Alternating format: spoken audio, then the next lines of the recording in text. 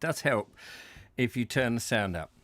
Good afternoon, ladies and gentlemen, and welcome to another Bald Explorer live reading. I hope you're all well. Lovely Julia is there, and Turbo Stream also, and I'm sure other people will arrive in due course. Nice to see you. So I'm just going to set this to stream settings to make sure that's all going, which it is, and just stick my finger in my eye. Only to get rid of some of the pug on the old artificial eyeball. So here we are again. It's Tuesday today. I don't know whether you've had any wind, rain or anything like that. It's suddenly trying to brighten up a bit. It's going to be bright and sunny first thing tomorrow morning, which is great because I've got a little walk planned and a video. And I went out this morning in the pouring rain and the wind, but I've managed to get something together for tomorrow, a nice little walk. So people can look forward to that if they so wish. And Womberley, good afternoon to you. Larry Hazelwood, good afternoon. And Lee Lawson, hello to you. And Ed Loud, nice to see you too. It's nice to see you nice. Good game. All right, my love, let's look at the old floorboard. Deborah Warren, hello everyone. Nice to see you. Thank you for coming along. We have everything today. A full house too. That's marvellous. And Edward Moulding, thank you very much. I watched your daughter's video earlier today. Very, very interesting. That was very moving. I need to forward it on to Julia because I think she will very much appreciate it. That was very interesting. She likes that sort of stuff. So thank you for sharing that. Right, we are continuing. We're on part 5 of whatever chapter this is. I'm losing the sense of where we are. What chapter number is it? Chapter, oh wait a minute, 8, 5, 6, 7, chapter 7, and we're over halfway. Doesn't seem that long ago that we just started the book. It's quite amazing.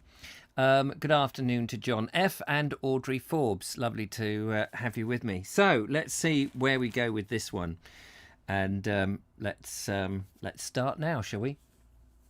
This hillock and dingle country, bastioned by the great ranges of the Quantocks and the Brendans, is, I speak generally, cultivated of 4 types. They are peasant farmers who more often rent their own little farms for lack of the capital to buy them. Yes, I know that situation.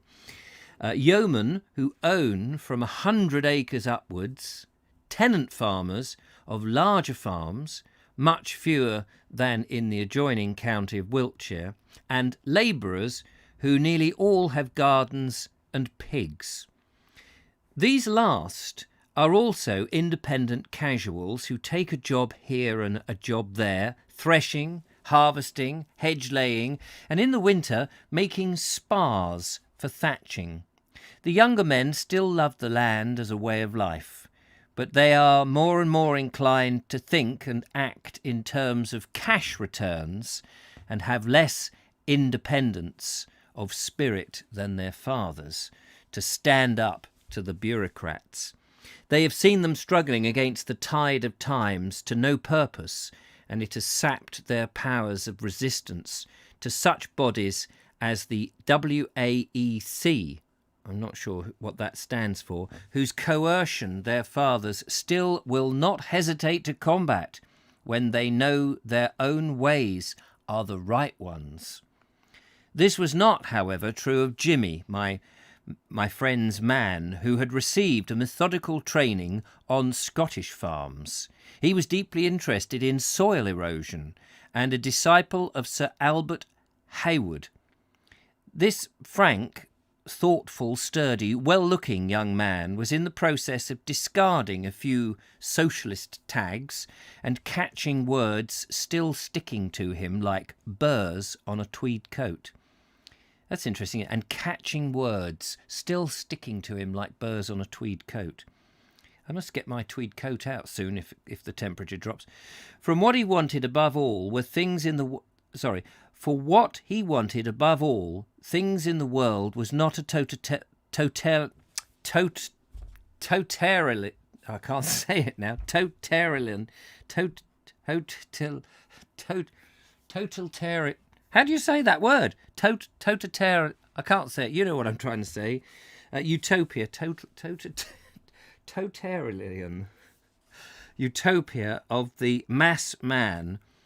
He wanted a holding of his own, basically, is what he's trying to get to, I think.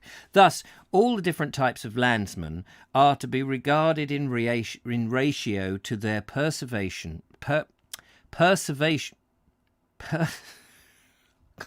Sorry, I am struggling today to read. Perseveration. Is that a word? Perseveration. That doesn't sound right. Preservation. There we are. That's the word. Preservation. Can I start again? Do you mind if we all go outside, filter in again, take your seats, and I'll just put my teeth back in, and somehow we'll get through it. So I'll start that sentence again because I just am not. I went out in the rain and I think I got blown. My hair, you see, was blown awry. Thus, all the different types of landsmen are to be regarded in ratio to their preservation or slow succession from the weakening tradition of the Somerset husbandry. In the Vale of Taunton Dean, where the larger tenant farmer prevails, for instance, a crippling blow has been struck at this local husbandry by the disuse of cheese-making. I visited a large farm there at the foot of Cotherell Hill, rich in spacious stone bartons, which was temporarily stopped by the government in 1942 from making cheddar cheeses, renowned all over Somerset. Somerset was compelled to eat Canadian cheddar, which even mice disdain, or nothing. To reveal just how important to the local cheesemaking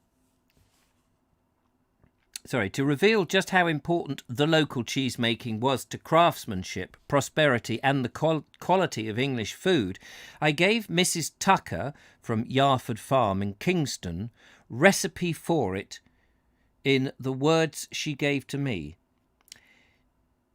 Cheddar is the mother of the hard cheeses. It belongs to the hard-pressed varieties and can be made on a long-keeping principle. It is made from whole new milk, mornings and evenings mixed. That's interesting. I suppose then there's a difference between morning milk and evening milk. Due to the prevailing treatment of milk in hot weather. Here we go. Due to the prevailing temperatures, it is necessary to cool the milk. Otherwise, too much acidity due to the terms present in the milk would develop. In dealing with small quantities, frequent stirring does much to lower the temperature. But with a larger amount, it is a good plan to pour the milk into several vessels and surround them with water. Next morning, the evening's milk should be heated to 70 degrees Fahrenheit, and the starter added at a rate of half a teaspoon to 6 gallons of milk, 1.5 to 2 hours before renneting. As you heat the milk to 70, gently stir in the cream. When the morning's milk comes in, strain into a tub with night's milk. Now heat to 84 degrees Fahrenheit and add the rennet at a rate of 1 teaspoonful to 3 gallons of milk. Dilute it with 3 to 4 times the amount of water. Stir in by means of a ladle for 5 minutes, then top stir to prevent cream from rising until the rennet shows effect, which can be seen by the bubbles remaining on the surface. Also, the feel of the milk, and if on dropping a little cold water on the surface, a clear mark can be seen. This is usually in at about 12 to 20 minutes from adding the rennet. In about 45 to 50 minutes from the time the rennet is added, the curd should be ready to cut. You should be able to put your hand on the surface and find it quite free from fat, and break over the finger with a clean fracture. Now commence the cutting. This takes from 12 to 20 minutes. Cut in very fine strips, lengthways, across and diagonally twice. Lengthways and then cross again. Stir by hand from the bottom of the tub to break up the large pieces. Lift, and so making cutting even. The curd should now be the size of the press. Scalding should now be commenced. It should be done gradually at a rate of 1 degree in 3 minutes until it reaches 92 to 94 degrees Fahrenheit. If done too quickly, the outside of the curd becomes cooked and the inside will be raw. The cooking usually takes about 45 minutes. At this time, the curd should feel firm, and when pressed in the hand, should be springy and soft. Oh, and shotty. If these conditions are not met with, stirring should be done for longer. Stir well over the tub and allow to pitch. Take a piece of curd and dry it in your hand and test it on a hot iron. If it catches, it will catch hairs on the iron. If it will catch hairs on the iron, leave in whey for 20 minutes. If it does not pull, leave 30 minutes. I hope you're following this. This is how you make the cheddar cheese, I guess. At the end of 10 minutes, push curd slowly and carefully to one end of tub, getting it in a compact mass. Put on a muslin, a muslin. Put on a muslin over the top, then rack and weigh. At the end of the time stated, withdraw the whey, put a muslin over the top to prevent the loss of curd. Cut into blocks according to the amount of milk that's being dealt with, put on a rack, and turn every half hour to assist drainage until it will pull with 1.5 inches in fine hairs on the hot iron. This being the case, break up curd into inch squares and add salt at a rate of 1 ounce to 3 pounds of curd, 1 pound curd from 1 gallon of milk. Roughly mix and put into mould lined with muslin. Press well down and put to press, not too much weight at first. Then next morning, and turn next morning and cap the top of the muslin. Remove again in the evening to cap the bottom and the bandage. Next morning, the cheese should be finished. Put on an outer bandage and date it. It should be kept in a cool place and should be ready for use in 10 weeks or longer. Turn every day. So it's easy, isn't it? Very swift, simple. I tell you what, why don't we all go gaily into our larders, grab some milk and sort out the whey and measure and add and turn and twist and add the muslin and twiddle and press and turn and all those things. Whew. Piece of cake, isn't it? Sorry, it's a lump of cheese. On one drive in the springing cart, I passed a farm which had been literally killed dead by death duties. The farmer had worked it tirelessly for 5 years and then surrendered, the landlord having been brought so low by this vicious system as to be unable to lift a finger to help him. I saw the scrub and the bracken, this was in wartime, creeping over what a short time ago had been a lush clover lay. On the other hand, Masters Badcock and Baker, the one the principal tenant of the region, the other the principal yeoman, manfully maintained the tradition, and so the fertility and the fruitlessness of their acres. Sorry, not fruitlessness, the fruitfulness of their acres. I did not meet Mr. Badcock personally, but I saw his farm, perhaps 400 acres, from the hillside, and passed through it. Both near and far it was impressive and beautiful to look upon. He is reputed to be one of the very best farmers in Somerset, and appearances did not belie so proud a title. The buildings looked like a compact village rather than a farm, surrounded by upward flowing lands, abundant in crops, flocks and herds. I like that. Abundant in crops, flocks and herds. I'd like land that is abundant in crops, flocks and herds.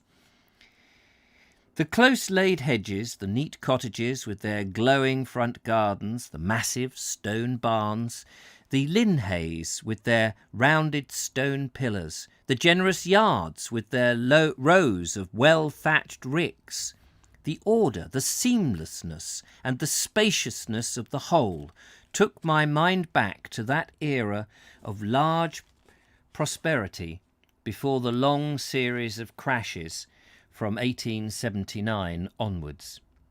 There are workers on this farm that have never travelled further than Taunton and Bridgewater. The labourers and their sons have so old-fashioned a loyalty to the house of Badcock, which has farmed these acres for generations, that they would not leave them for £10 a week. Though the present Badcock has tractor power, horses are still dominant, and he employs the carter of the old once familiar type who cared first for his horses and then for his master and lastly for himself. The dung cart is still the warden of the farm's fertility. The whole complex was a spectacle that would have swelled the heart of Cobbett.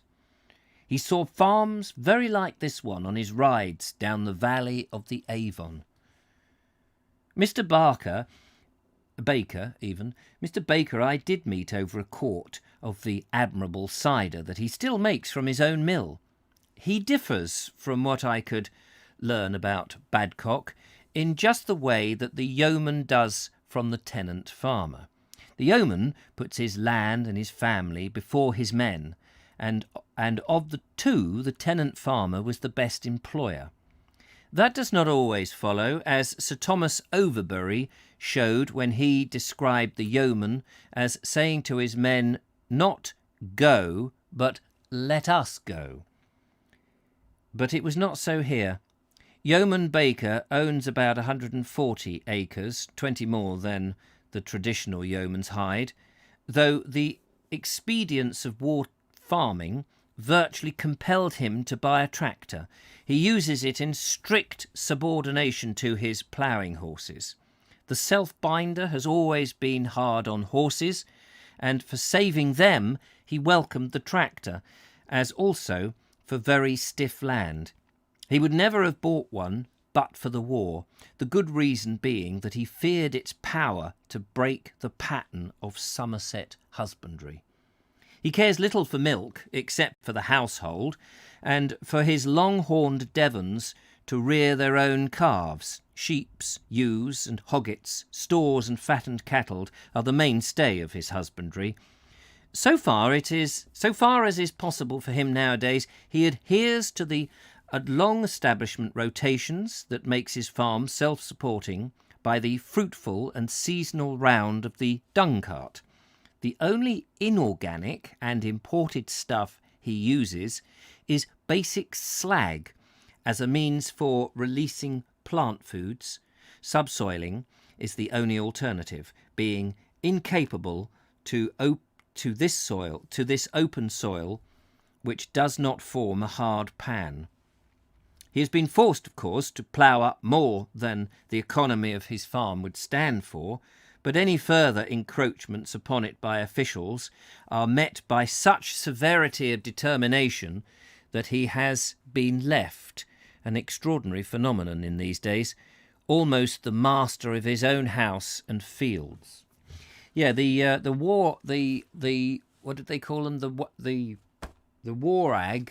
War Agricultural Committee during the Second World War had enormous powers to tell farmers to plough more and plant more. Usually, I say usually, but often or occasionally, I don't know which is the correct adverb to use there, but whatever describing word it is. But often inadvisedly they would tell them, plant more potatoes there, and the farmer would say, well, you can't plant potatoes there. It's ridiculous. That field is not suitable. And but he would be ordered to do so, and he would shrug and do it because they had the power to evict farmers during the war from their own farm if they didn't abide by the rules. So hence his saying here that this guy he did a bit, but when they kept telling him to plough a bit more and work a bit harder, here it says, it was met with such severity of determination that he was left alone, basically, which is a extraordinary phenomena. Mr. Baker, in fact, is a survival from a period when the yeoman was the tie-beam of England. He is rugged, with a thick-set, powerful body like a tree trunk, and legs like the roots of a tree growing on a bank. His nose slightly hooked, his weather-beaten features broadly defined like a contour map. The mellow tone of his Somerset speech issues from his rock-like face like a limpid stream from the mountainside. And a rock he is, a living block of local sandstone, holding his acres together by sheer force of character against the erosion of modernism.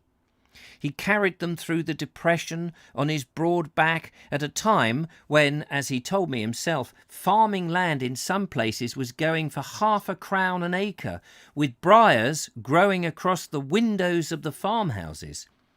Through it, and through the war years of black coat farming, he has sheeped them and mucked them, and not all the powers have stopped him from doing so according to the rule of Somerset husbandry.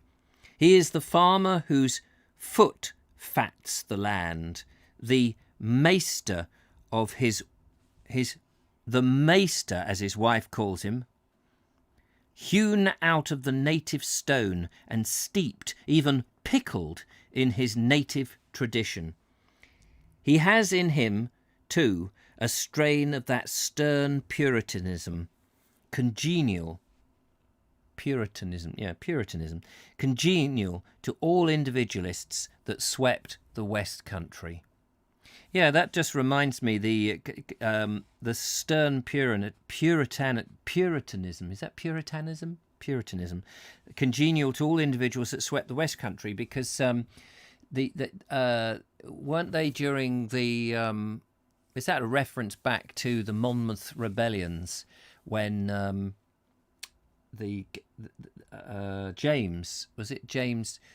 Charles the First, was it Charles II's brother? Charles II's brother was going to was it, or Charles I? No, wait a minute. Charles II's brother James, who was a Catholic, I think, and Monmouth. What's his name? James Scott. Was it Scott? Something like that. My brain is working overtime here. Was the bastard son of Charles II, if I remember rightly, and he was what do you call it when they go abolished to another country? Where he had to go to the Netherlands, I think it was, or Denmark or somewhere, and then he came back. Old Monmouth, the Duke of Monmouth, and the West Country went with him because they believed in. I don't know whether they were Puritans, because Oliver Cromwell was on the other side, wasn't he? Anyway, I don't know whether that's the reference really, but the West Country all rose up, but unfortunately the King's men won, and Monmouth was beheaded, and a lot of them were hanged in the West Country when they rose up on the Somerset levels by Judge Jeffreys. James II. There we go. Thank you very much. It wasn't the Duke of Monmouth. Yeah, I was just trying to think what he was called. James Scott. Scott seems to ring a bell. What his real name? But he was the Duke of Monmouth. But I can't remember. Anyway, I'll have a look at all your comments shortly. We'll just get to a point where I don't go off on one here. Anyway, yeah, so they all rose. Going back to Mr. Baker, he expressed his robust and clear-sighted views on politics and economics with almost biblical force. He was certain that the export policy of the international trade was foredoomed to failure. To hold land, he declared, no matter how dead-weighted by financial juggling, was going to be the best insurance against the collapse of a jerry-built world whose plans had been drawn at Bretton Woods. Bretton Woods, I wonder where that is and what that reference is to. But he had a lighter wisdom than speculating on the stormy political weather to come. He saw with true insight that industrialism had substituted a false for an authentic wealth which lay in our native land and the good Englanders that bore it. And with something of a prophetic fire, he foretold that we should pay to the uttermost farthing for having betrayed and ruined the kindest wife a man could have, our motherland. He felt the flimsiest of industrial superstructure we had built on the raised foundations of the traditional England, and he had a contempt for the dealers and jobbers civilization we had erected in its stead. He believed with fervour in the medieval just price, and that a farmer should, as far as possible, avoid the markets and base the whole of his policies upon its restoration. A self-supporting England was his farming, and indeed his moral creed, and in his integrity, his force of character, and the way he farmed his acres, he lived his faith. Yet, even had he been affected by the disintegration of the tradition, less ruinous in Somerset than elsewhere, but even here sapping and undermining the whole structure. Hang on, I read that in a strange way. Yet, even he had been affected by the disintegration of the tradition, less ruinous in Somerset than elsewhere, but even here sapping and undermining the whole structure of a stable husbandry. In repairing some of his buildings, he had used corrugated iron, and I did not dare ask him whether he had hated it. Yeoman Baker has 2 sons and a daughter, who, by the happy dispensation of the family farm, worked with him upon it. His wife still looks after the chickens and the ducks, of which I seem to see hundreds. Laundresses are unknown in the Quantocks, and she does her own washing. Both sons, who were eager to stay on, regretted the demise of cheesemaking on the farm in the days of their grandfather, and the bureaucracy had forced them to give up making 60 pounds of butter every week that was sold locally before the war. In one of the cart sheds was a small black stone mill, whose power was run off the tractor. It took hardly more than a square yard of space, and was less than 5 feet high. It ground on its miniature stones a meal for the cattle as fine as face powder. One of the sons told me how anxious he was to grind the farm wheat on it for baking the flour into whole grain bread. Here was politics of more value than all the ideologues rampant in our world. He took pride in the cider mill and press that still made the farm cider. I could be sure that he was of the right stuff when he spoke of the mistake of pulling up the cheese of the cider.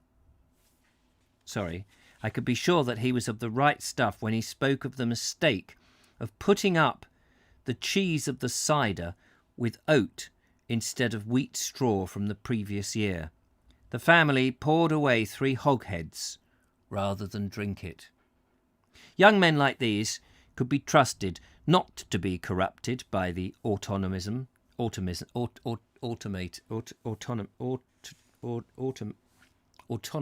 think I got it right the first time. They knew how to fit the tractor into the economy of the farm, what it would do and what it could not do. The craftsmanship's workshop and the family farm know precisely how to use machinery and how to avoid being used by it. They are the only institutions that do so know. They are the only institutions that do so know. Okay. So let's just have a pause there for a moment, if that's all right, and see what's going on in the chat here. We can be master cheesemakers after that description. You certainly can. There we are. I hope you noted it down. I'm sure most of you are already making it now, aren't you? Can't beat farmhouse cheddar, supermarket factory cheese, not a patch on it. No. And the thing is, why do we put up with it? We buy it, don't we? Why do we do it? Don't forget the hairs. Yes, I couldn't quite understand all that business about the hairs on the cheese. That was a bit weird. No farmhouse in Birmingham, Linda. No, this is the problem. M&S Cornish Cove extra mature for me, says Audrey Forbes, selling into Marks and Spencer's and the whole industrialised, mechanised farming. Oh dear. Badcock and Baker. Ooh. Crops, flocks and herds. There we go. Isn't that great? Probably correct, Linda, but it's nice cheese. TurboStream says these fancy brands are marketing hype to make the shopper think they are getting local produce. Of course it is. It's all. The thing is, I think our taste buds probably are changing, aren't they? We probably don't know what proper real cheese tastes like because it's so difficult to actually get it or try it. The other day I bought some butter. It was just a little butter. It was £2.65, I think it was, or £2.95. You know, I used to be buying butter at Morrison's for about £1 or £1.20, and it seemed to creep up and up. And I bought some of this so-called farmhouse butter. To be honest with you, I didn't really notice much difference. I'm not sure whether it was really, really real butter or what. So I just think our taste buds have probably got used to bland. Linda says, I often find that some of the cheddars today are too salty. Cornish quartz cheddar, you can actually crunch the salt crystal in it. Yeah, I've had cheeses like that. Adverb of frequency. Thank you, Morton, for that. I was told by a cheesemaker, don't buy cheese in plastic. Also, don't put cheese in the fridge, says Stuart Jackson. Yeah, I suppose cheese in the fridge stops it maturing, I guess. What if you buy that? Because how do you buy cheese now if you can't buy it in plastic? Unless you can find a cheese shop that's got cheese from proper cheesemakers and that they've got milk. I mean, this is the thing, that they've got to have got milk from cows that are fed on grass all the way through from spring to the end of autumn, and that the silage that they have is a hay silage and not ryegrass silage. And if you can find a farm that has cows that are fed on that, the milk will be supreme and the cheese will just be, to die for. And but can cheesemakers get that now? They may make it in small batches, but if they're using milk that's come from cows that have basically been fed on ryegrass, which has got the various nutrients shoved in it afterwards instead of organically grown at the point of when the grass grows, then you're not really eating. You're not getting all the nutrients. So what I was going to say is, if you do buy cheese in a plastic wrapper, if you take it out of that wrapper and put it into a muslin cloth and put it in a larder, if you've got a larder, presumably it will soak up a bit of the atmosphere, and will it carry on maturing or will it just dry out? Linda Kane says no. Cheese, eggs, tomatoes shouldn't go near a fridge. I don't put eggs in and I don't put tomatoes in a fridge. But I do put cheese in a fridge. Maybe I shouldn't do that. Means you've got to buy smaller quantities because it tends to go off, doesn't it? Jackie Traynor says, I buy cheese on special offer wrapped in plastic unless it's a special occasion because I'm a real person. Well, I'm sure you're a real person. My cheese is in the fridge in plastic. Yeah, take it out immediately. So there we are. That's the cheese advice. I buy my cheese from a deli in the centre of Madrid, but it's not pricey. Oh, it's not pricey. Paper wrap. I guess grease-proof paper. Presumably that's okay, is it? Then we got down to the Monmouth stuff, which we went through. My socks are a great cheese producer. Thanks, Morton. That's not what I wanted to hear. It's the convenience. That's why people are always wanting to spend time on other things and would rather buy it than, of course, make their own cheese. Yes, I bet. A proper farmhouse cheddar is nothing like supermarket stuff and usually made from milk, often unpasteurised from cows actually on the farm, says Linda Kane. When you say usually made from milk, what else do people make the cheese from? Or do you just mean milk from the cows on the farm? Try Wiltshire loaf cheese. Milk comes from the same place as the cows. And the lovely Julia says there is a cheese company that makes locally West Sussex and takes it to markets across the country. I bought some about 18 months ago and it was amazing. Yes, if it starts going green, just cut the green off. What if... Yes, that's true. I do like my cheese, actually. And weren't we all frightened off cheese a while ago, weren't we? We were all frightened off. It's too fattening and you shouldn't eat. And now, of course, they're saying that, that this is the kind of food stuffs that you should eat because your body needs it. In a small pocketbook I carry about with me, I jotted the following. Bert sees it all. I'm inclined to think that such brevity could not be bettered for potting the philosophy of Bert Bosley, the taxi man who took us to Cleeve Abbey one way and over the Quantocks another. This round-faced son of Somerset, in his confident manner, easy manners, caustic wit, flow and readiness of tongue, good company and crisp commentaries on men and things, was remarkably like a Cockney. A Cockney is essentially a provincial. He belongs to his own place, to the old England of regional differentiation and vernacular speech. For 18th century London was not only the centre of wit and fashion, literature and law, government and commercial greed, gin and puritanism. It was a magnet of the most superior native craftsmanship. Here was the ancestry of the Cockney. But Bert differed from the Cockney in possessing a wider vision than he, cut off from nature and the fundamentals, has a chance of developing.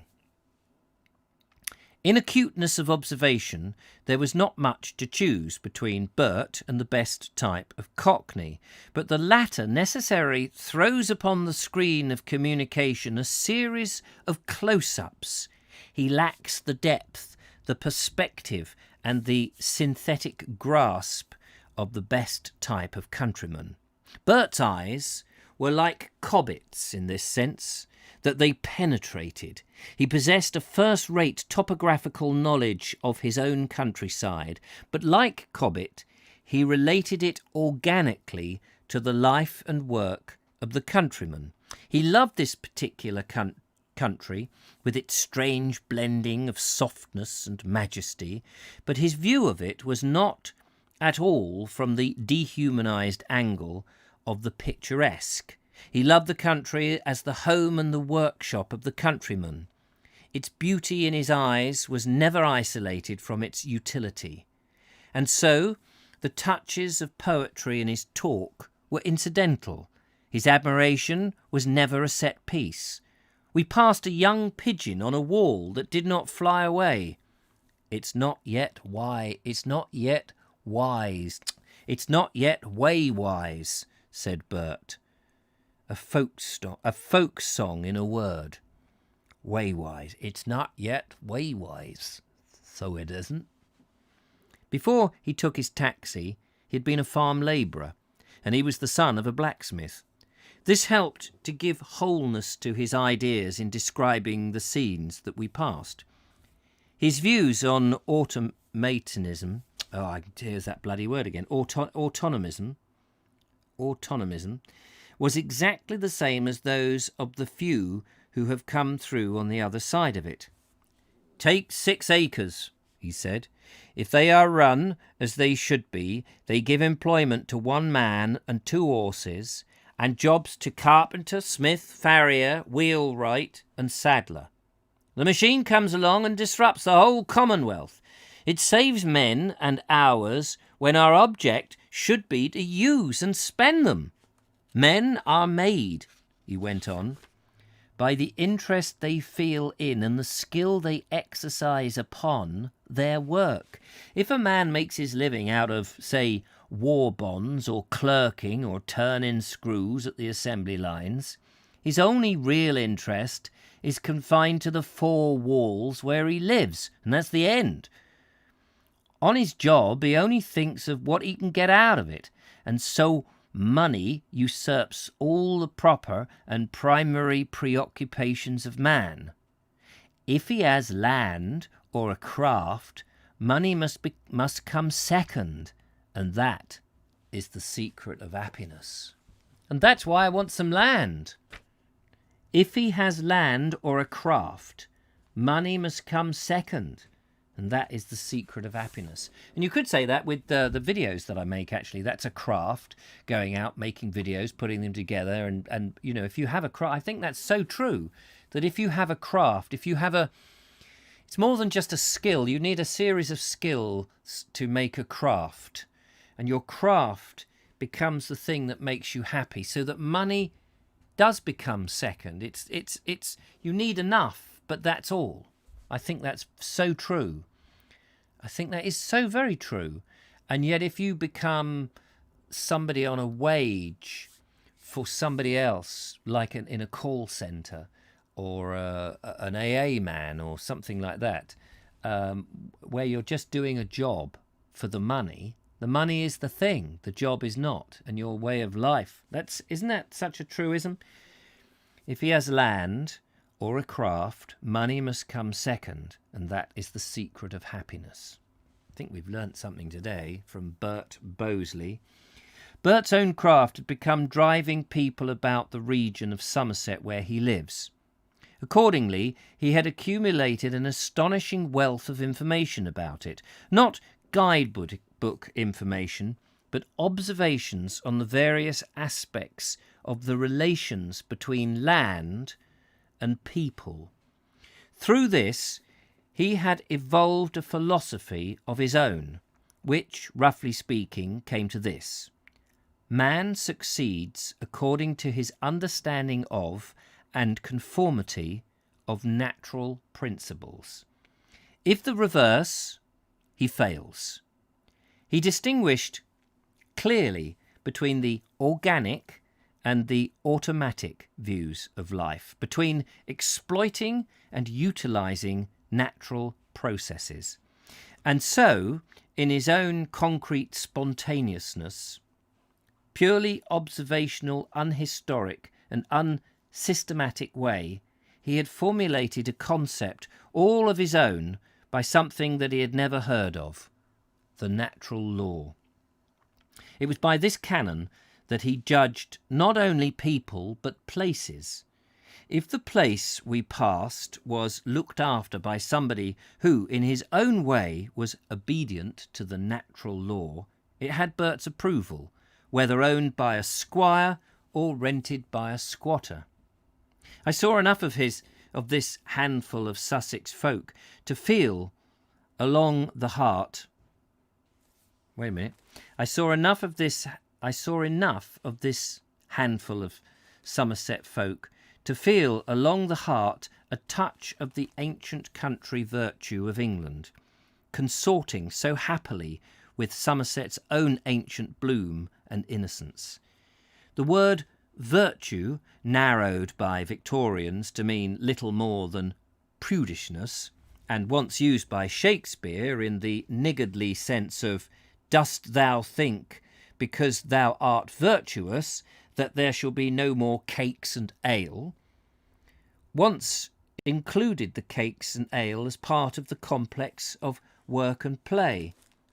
That's true, because people used to have, they would drink, beer would be brought out during the harvest, wouldn't it? And the farmer would produce a feast. It is, I think, the right title for Birditer, I don't know what, Perditer, the fresh living bloom of that old England. Now it's all work and no play for the countryman. What is left, or what is left of him, on my return I saw its reverse in whatever sense the word be taken, severe or generous. A party of ex-country, but now factory girls, boarded the train near Didcot, one of our post-Cobbett wens. They were Cressida after she had left Troy for the Grecian camp. Set them down for sluttish spoils of opportunity and daughters of the game. I don't know what that means. They had lost their only virtue, but that rural fragrance that had once enchanted it. Lechery, still wars and lechery, nothing else holds fashion. Thersites, or Thersites, is it Thersites, had the last word. I guess that's Thersites, not Thersites, as it is spelt. Thersites. From what I saw, Somerset is still one of the centres of resistance against the forces of industrialism, which, represented in all their naked fury by modern Germany, are destroying the world.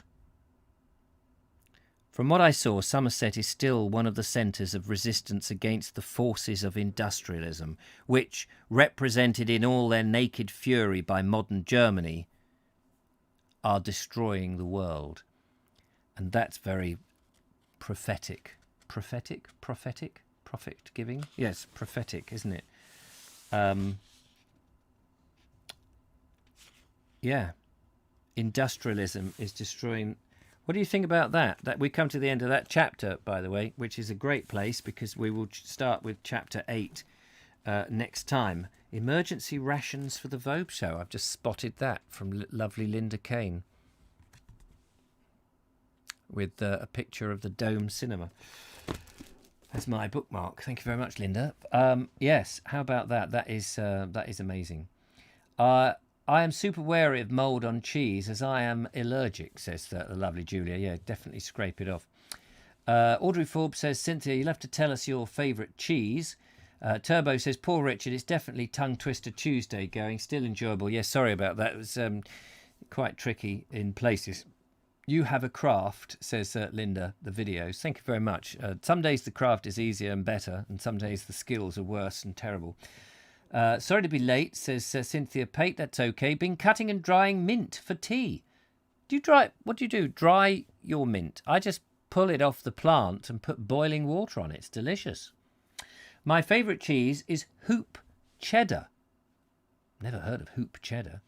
My great aunt would make it and sell it in their store close to Selma. Hoop cheddar. Interesting.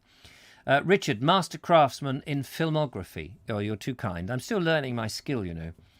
There's so many people far, far better than I am. She would seal the cheese with wax. Oh, yes, like you get with Edam, I suppose. Dutch Edam is sealed in wax, says Graham Cass. But where do you get the wax from? I think money should always come second to enjoyment of your job, says Stuart Jackson. Happy worker is more productive. Absolutely. When I left school and I worked for a small printing firm, I was very keen to work, and I left at 15 before my 16th birthday. I was, near the end of my 15th year, and I worked for this small reprographic. We're never good at saying that word. Reprographics thing on a litho printer. And it was a small firm with there was about 5 people in total, but I only really saw 3 of them on a daily basis. And we had jobs come in, and sometimes one was required to stay late, or sometimes the job would be on the printer, and I can't remember whether I finished at 5 o'clock or at 5:30, but often it didn't bother me that I was still there at 6 or 6:30 cleaning up the machine when I left work, because that I was being paid, and I wasn't really that bothered about the money. It was enough money to give some to my mum for lodgings, and I had enough to buy Super 8 film, and I enjoyed the work at the time because I was doing a bit of everything. I wanted to be a film director and an actor, which in some ways I've sort of realised my aims, but at that time I was just keen to work, and I wasn't bothered, and in over times I've worked with people. I remember working with a friend of mine who no longer works for the railway, but he worked for the railway, and it was clock in, clock out, and if they were there 5 minutes more, they wanted more money. They wanted the overtime, and I never really understood that mentality. That mentality, clock in, right? Oh yes, no, I go off duty now. And I thought, if I was working for that railway and they said, oh, we just need someone to take the train down to the thing and bring it back, it'll be half an hour. If I was enjoying the job, he was a train driver, this chap, I would do it. But he didn't seem to enjoy the job. And I think that's half the problem with this modern world. If people don't enjoy their job, they're not going to work very hard. They're going to do the minimum that is required, or the maximum, within the time. That's it. I never really understood that, which is why I enjoy what I'm doing, because I can't put a price. If I charged for my time, I wouldn't be here doing it because it doesn't make the money. But the money is irrelevant, really. I just need enough to keep going, which is why a lot of YouTube video, people who are trying to make a living out of YouTube, or small businesses, when you start up something like that, if you love what you do it because you love it. It's the way of life, and that's a certain amount of freedom. Turbo Stream says, yeah, we have printing in common. 30 years in the trade for me. Yeah, I got out after about 2.5. I did realise that I didn't really like MEK. No, wait a minute. What was it called? We were talking about this MEK, wasn't it? MEK or MKE? KM. I thought it was MEK. And I didn't like the dermatitis from the bromide from making the plates. Certainly didn't like that. Maggot, I'll have a little bit of everything, please. Absolutely. Apropos, I don't know where that came from. Jackie Trainer says, Linda, no, I will have to look them out. And you can't clock off in the print industry. You were there until the job was finished. Absolutely. Yeah, and that was it, And often we would have the parish magazine to do, and we would be there till 9:30 with the bloody electric stapler. In the old days, collating the stuff. Going round the print room, collating, kudunk, kudunk, 1, tick, tick, tick, tick, tick, kudunk, kudunk, 2. Yeah, we only needed 16,000 of them. Kudunk, kudunk, 3. It's a bloody nightmare. Michael White says, I worked as a graphic designer for a while in the Reprographics company. Yeah, MEK, it was MEK. Yeah, I used to use Letraset. We used to, they come in for their billets. And you'd get the letter set, and you'd have drawers of these different letter sets, and then you'd go, oh, they've run out of bloody E's. There's no E's left. We need to get some more sheets, because I want to use Helvetica Bold. They were the days. You said a bit of everything. Oh, I have a bit of everything, please. Sorry, yes. Well done. They were the days. Thankfully, they're in the past now. Yes, absolutely. It's funny how, you go through these days, don't you? I think he said it in this, didn't he? Somebody said it that I read recently. It's happily they're in the past. You need to have lived through them, and then you happily reminisce about them. But if you haven't had those strenuous days, Hated letraset, yes, absolutely. You'd do the letraset, and there would be a hairline crack. It'd be just out of kilter a little bit, and of course it would just look wonky. Or you had the lines on the page, and you're trying to do that, and you're doing the rubbing, and you pull a letter off. Do you remember doing that? You rubbed it, and you've got all the letters in, bar the A at the beginning. Oh no, it's come back onto that sort of tracing paper stuff that it was on. You pulled it off, and it's the amount of times, and then you do it again, and then cow gum. With a bit of cow gum, you stick on. I used to love cow gum, though. I used to love it. It's all get all on your fingers and on all of that. Oh dear, it's all part of the journey. Absolutely. Anyway, that's the journey for today, done and dusted. Thank you so much. No Vogue show tonight. And take it easy, ladies and gentlemen. Have a nice night off from the Vobes. Tomorrow I am out in the countryside. Well, I'm looking at an edifice. I won't say too much. I had a friend in college who told us this will make a great story later on. There we go. Fantastic. All right. Look after yourselves. Have a nice one. Thanks for watching. Thanks, Julia, for moderating. Not that we need any moderating, but as such, because we're all among friends on this, which is superb. And we'll be back again tomorrow, same time, 4 o'clock, to continue on Chapter 8 on The Wisdom of the Fields by H.J. Massingham. Take care. Look after yourselves. I'm going to go and light my Essie. And I picked up today some yellow courgettes from outside a little farm, which had farm fresh, 20p for 2 of them. So I'm going to try and do something with that for my tea. I'll do something else. Probably I've got some more squeaky cheese, which is, manufactured by, what do you call it? Halloumi. I'm going to do something with halloumi. Anyway, take care. Look after yourself.